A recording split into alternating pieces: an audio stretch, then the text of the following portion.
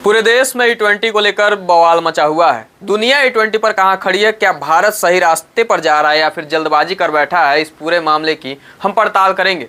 क्या आपको लगता है कि E20 सिर्फ भारत का ही प्रयोग है?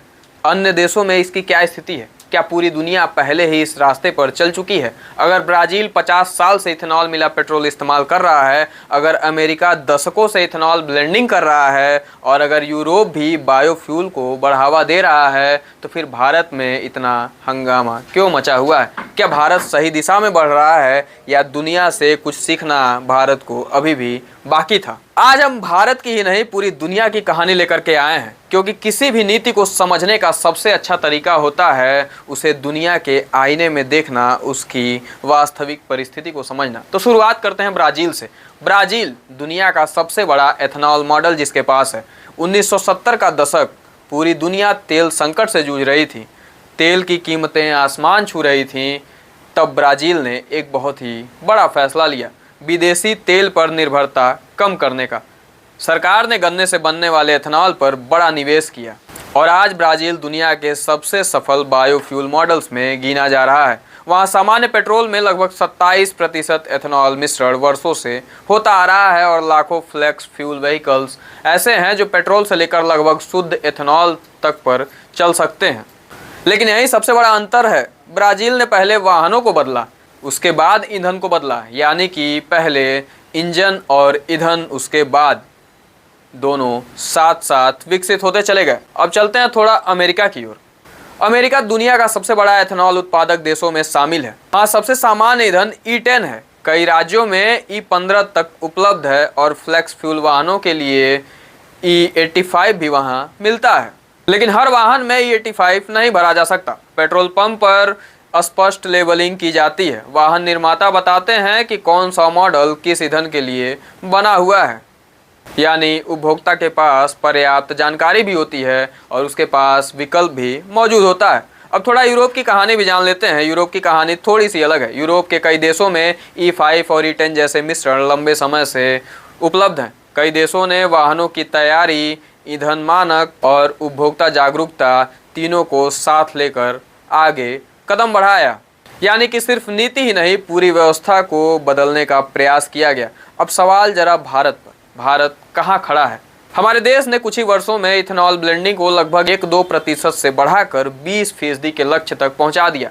सरकार का इस पर कहना है कि इससे कच्चे तेल का आयात कम होगा, विदेशी मुद्रा बचा ली जाएगी, किसानों की आय को बढ़ा दिया जाएगा और कार्बन उत्सर्जन को घटा लिया जाएगा। लेकिन यहीं से शुरू होता है भारत का सबसे बड़ा अंतर बाकी देशों से। ब्राजील और अमेरिका में फ्लेक्स फ्यूल व्हीकल्स की बड़ी संख्या पहले से मौजूद थी, जबकि भारत में आज भी करोड़ों पुराने वाहन सड़कों पर दौड़ रहे हैं। यानी कि यह बदलाव तकनीकी रूप से कहीं अधिक जटिल है और यही वजह है कि पूरा देश इस वक्त E20 विवाद पर अपनी राय दे रहा है। हाल ही में E20 को लेकर सुप्रीम कोर्ट में भी एक बहस हुई। कुछ याचिकाकर्ताओं ने यहाँ तक कहा कि पुराने वाहनों की सुरक्षा, उपभोक्ता अधिकार और ईंधन की अनिवार्यता पर सवाल जाहिर है उठने चाहिए। इसके बाद सरकार और ऑटोमोबाइल कंपनियों ने सफाई भी देनी शुरू कर दी। उनका कहना था कि वर्षों के परीक्षण में E20 से इंजन खराब होने का कोई व्यापक प्रमाण मिला ही नहीं। हालांकि माइलेज में लगभग 3 से 3.5% तक की कमी संभव है, इसको मानने से इनकार भी नहीं किया, क्योंकि एथेनॉल की ऊर्जा घनत्व तो पेट्रोल से कम होती है। यानी कि यह कहना कि हर गाड़ी खराब हो जाएगी वैज्ञानिक रूप से सही तो नहीं है, लेकिन यह कहना भी सही नहीं होगा कि हर पुराना वाहन बिना किसी सवाल के, बिना किसी खतरे के पूरी तरह समान अनुभव देगा।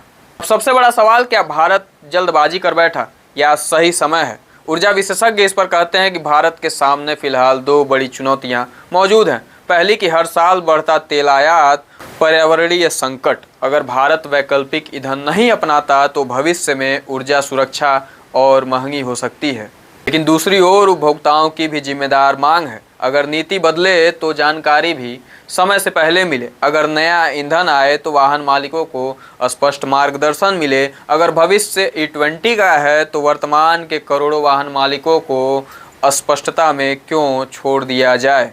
और अब आगे क्या होगा? भारत अब E20 पर रुकना नहीं चाहता। सरकार काफ़ी तेज दौड़ रही है। जी हाँ, E85 और E100 और उसके बाद फ्लेक्स फ्यूल व्हीकल्स की दिशा में तेजी से सरकार आगे बढ़ती हुई दिख रही है। इसके लिए नए नियमों का मसौदा भी लाया जा चुका है। यानी कि भविष्य सिर्फ पेट्रोल का नहीं बल्कि वैकल्पिक ईंधनों का हो सकता है। लेकिन इस पूरी कहानी का सबसे बड़ा सबक जानते हैं क्या है? ब्राजील ने जल्दबाजी नहीं की, अमेरिका ने पर्याप्त विकल्प दिए और यूरोप ने स्टैंडर्ड्स बनाए, मानक बनाए, जबकि भारत अब इन तीनों रास्तों का मिश्रण अपनाने की कोशिश कर रहा है, थोड़ी जल्दी में।